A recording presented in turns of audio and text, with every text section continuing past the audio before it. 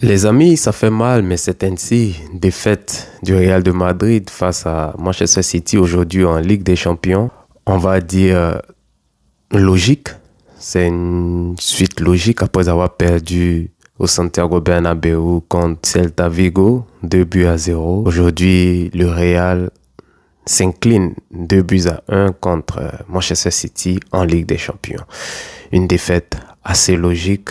Je vois très mal une équipe perdre contre Celta Vigo, battre par la suite Manchester City. Cette défaite est aujourd'hui, vous le constatez, il y aura pas de carton, ni de carton jaune, ni de carton rouge. Les cartons ont suffisamment été donnés à qui de droit.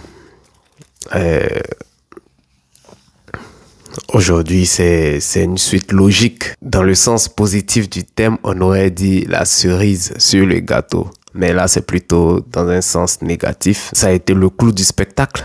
Voilà, donc le clou du spectacle, Xabi Alonso. Lorsque tu t'appelles le Real de Madrid, c'est pas normal de comptabiliser 8 matchs sans victoire en l'espace d'un mois. Aujourd'hui, nous pensons que c'était le dernier match de Xabi Alonso, mais on ne sait rien avec cette direction du Real. On ne sait pas si il aura encore un sursis, mais normalement, il aurait dû être viré depuis plus longtemps.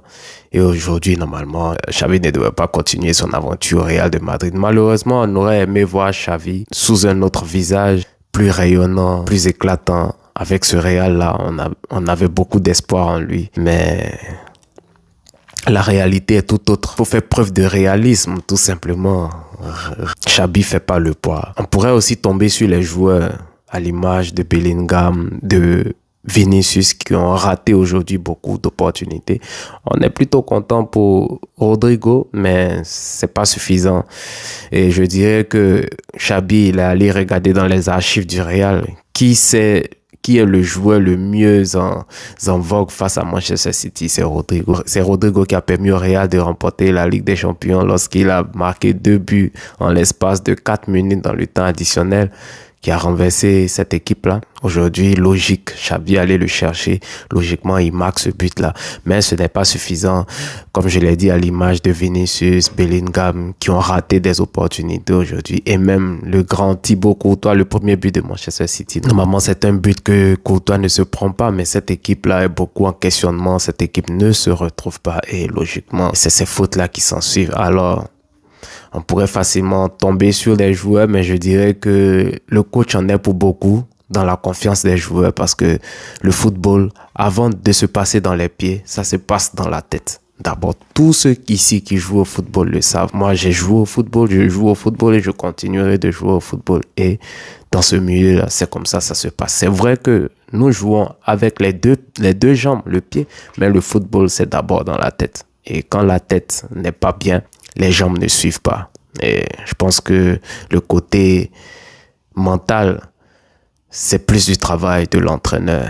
C'est là où Xabi a foiré. Et donc, défaite logique aujourd'hui, 2 buts à 1 du Real de Madrid face à Manchester City. Les amis, pas grand-chose à dire. On espère que les bonnes décisions seront prises. On espère que la direction va faire le nécessaire. On espère qu'il y aura une vraie remise en question et un vrai remaniement dans cette équipe-là.